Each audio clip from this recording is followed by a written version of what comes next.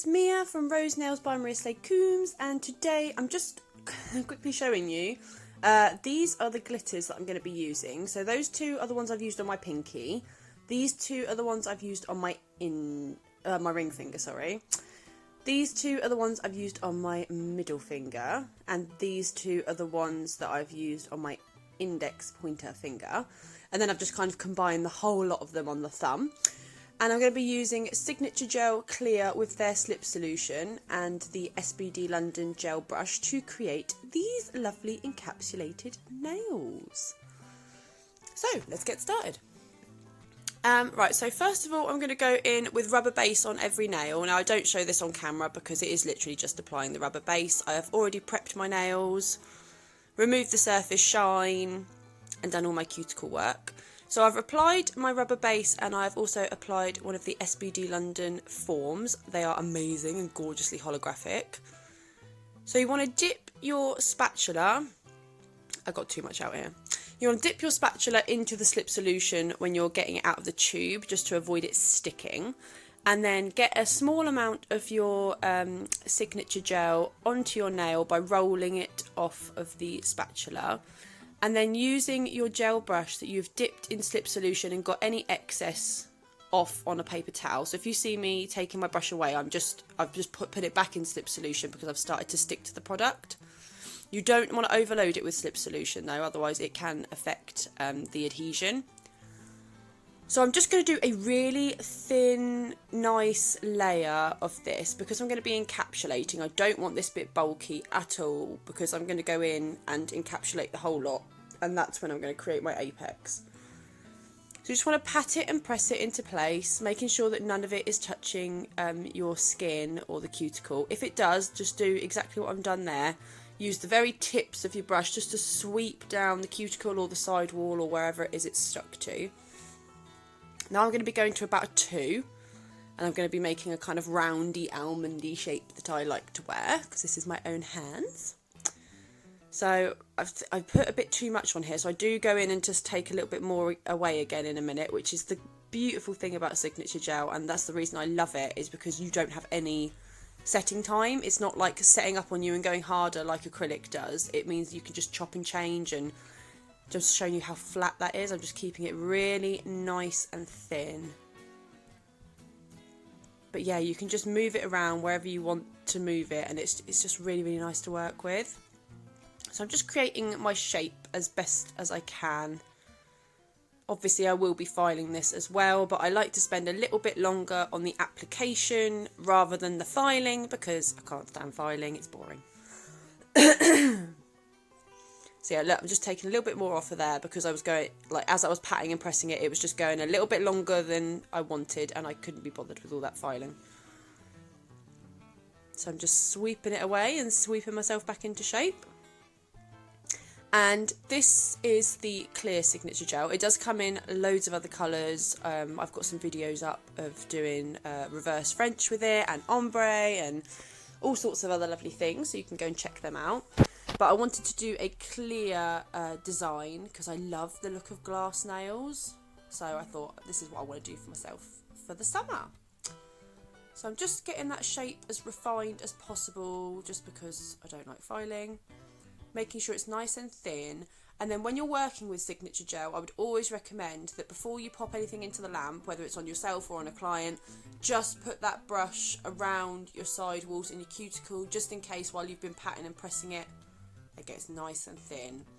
Yeah, just in case when you've been patting and pressing it, then the product has moved towards the cuticle. So these are the glitters that I'm going to be using on this nail. I won't be doing the other nails on camera, purely because YouTube doesn't let me upload anything longer than 15 minutes without becoming a member or whatever it is, so I'm not doing that. So while this product is still wet, so I have not cured this yet, I'm just going in with it's a really old crappy brush that I've got, and I just showed the rubber base a minute ago because I've literally just put a tiny little bit of rubber base onto my brush just to make it easier to pick up the glitter pieces. So I'm just going in with this mermaid glitter, and it's one of the colour shifting glitters as well from SBD London. It's like the holographic one. So I'm just going to go around in like a bit of a rough S shape, but when I'm doing glass nails, I personally don't like to see my own natural free edge underneath. So I am just kind of going over my free edge and then bringing it up at the sides in like a bit of an S shape, just so that I can't see it. And if you're one of these people that doesn't like to see your natural free edge under a glass nail, then make sure you put the glitter a little bit lower than your free edge as well. Otherwise, when it's growing out, you will start to see your natural free edge, which is fine if you like that kind of thing. But for this design, I didn't want to. So I'm just going to put a couple of these butterflies on that I got from Nail Sugar. And these are really pretty. And I just thought because I was using different glitters on every single finger, I wanted to make sure that there was one consistent glitter all the way through to tie the design together. So I've just used these butterfly glitter pieces, and I've just used 2 on each nail, except I put 3 on my thumbs, just to kind of tie it all together. So I can't remember what I've shown you here. Oh, I think I've shown you that the product has slightly touched my skin where I've been patting and pressing the glitter in. So I'm just going to go in and make sure nothing is touching my skin before it goes in for a cure. And this cures for 60 seconds, this signature gel. I'm just going all the way around the outside, just making sure nothing is touching my skin, and then that's ready to go in for a cure. So right, this is cured now, and because I've covered the entire nail and made a very thin tip, I'm going to take the form off just so it's out of my way, because that is nice and stuck to my nail now, but obviously it hasn't got any strength yet. So now we're going to create the strength by rolling off a bead of signature gel, and I'm going to put it into the area where I want my apex and slightly flatten it with my spatula. Now there is a reason for that. It's because I'm basically not really going to touch the apex from now on. So I'm just trying to show you, it does go out of focus a few times during this bit, so I do apologise for that. I think it was trying to pick up my glitter tray behind, but I didn't realise when I was filming. So I'm just going to drag the product down the side walls and along the tip of the nail and just sort of encapsulate all of that glitter, make sure nothing's poking out or anything like that. And I noticed I needed a little bit more over here, so I've just scooped some off and plopped it into the area that I needed. So apologies for the fact that it keeps going fuzzy. I didn't realise it was doing it quite that much. I did keep trying to stop and get it into focus. So yeah, I'm just patting and pressing, but notice I have not gone onto that apex area yet. So I'm just scooping it all down, make sure everything's encapsulated. So now it looks like this. Okay, so I'm just showing you that the apex is still a bit bulky, but I haven't touched it yet. So at this point, I'm just going to get some signature gel on my brush, just making sure that that's all nicely encapsulated. And then any minute now, hang on, there was a bit of glitter that did not want to be encapsulated. So I was just making sure that that was all covered. Oh, and there was a little bit that was running away from me.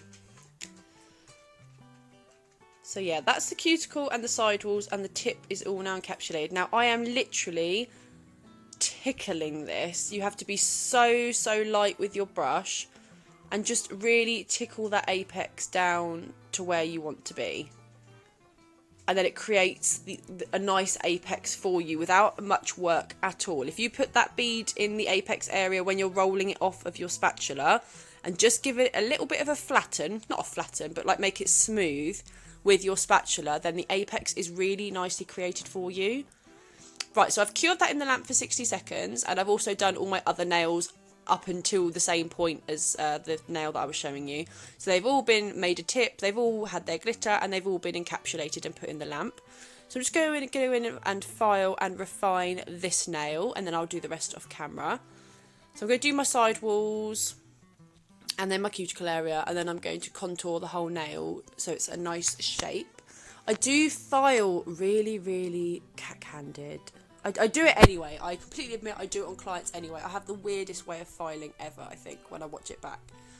But it works. It ends up looking like a nice nail, so I'm not gonna moan at my cack-handed filing. And when I am curing signature gel as well, I'll just tell you this. It's a 60-second cure. And then once I've got all my signature gel on there and it's all encapsulated and I've got like the entire nail's worth on there and it's all cured, I will just get my client to put their hand in upside down, just to make sure that it's cured all the way through. So make sure they have like just a little extra 60-second cure. Obviously they can be having that 60-second cure while you're working on the other hand, so it's not like it's taking any more of your salon time. It just makes sure that it's really nicely cured all the way through. So yeah, I'm just filing that. It files like butter. It's really nice and easy to file. I'm just faffing around with it, trying to make my shape.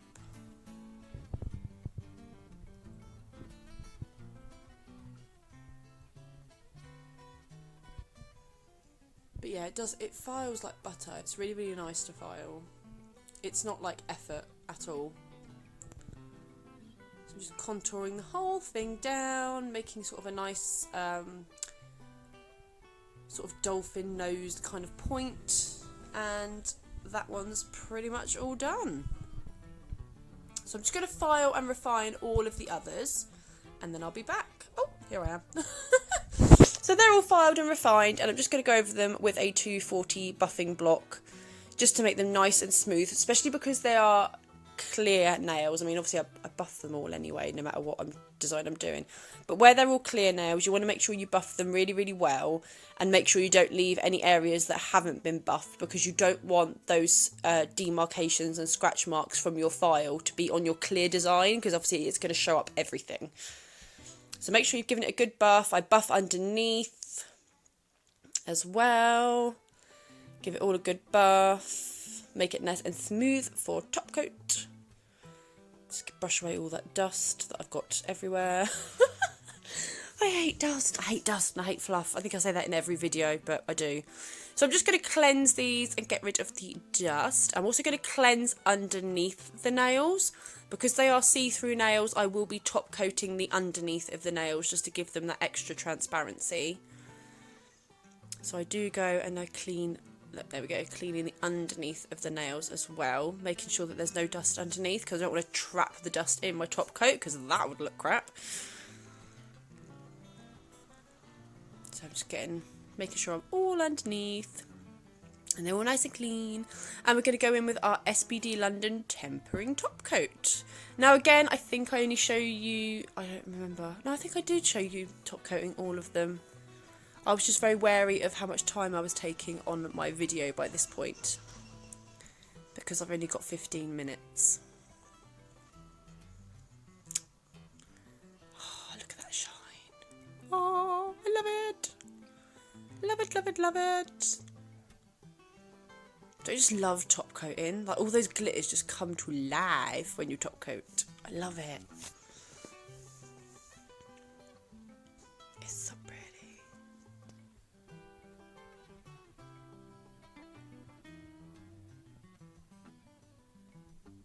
So yeah, these are the other glitters that I showed at the beginning of the video.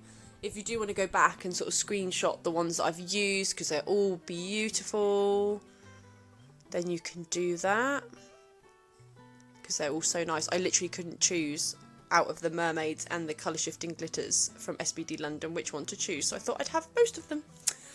So there's 8 colour changing ones and 4 mermaids. I've used all of the mermaid glitters, and I've used 4 of the colour shifting ones, as well as these beautiful butterflies from Nail Sugar, to create this lovely design. And on the thumb, I've literally just mixed all the glitters together, and I've put like a little bit of everything, because I couldn't decide what to put on the thumb. So I thought, I'll have a little bit of everything. I was getting top coat on my blimmin' sidewalls on this thumb, because I couldn't see properly because my camera was in the way. So yeah, that's all top coated, and I'm going to pop it in the lamp. And I have also top coated the underside of these. So this is the final design, all nice and finished. I hope you've enjoyed this video. I've really enjoyed using the signature gel. It's really, really nice to use. You can order it all from Louise McGuinness on Facebook or via the SBD London page.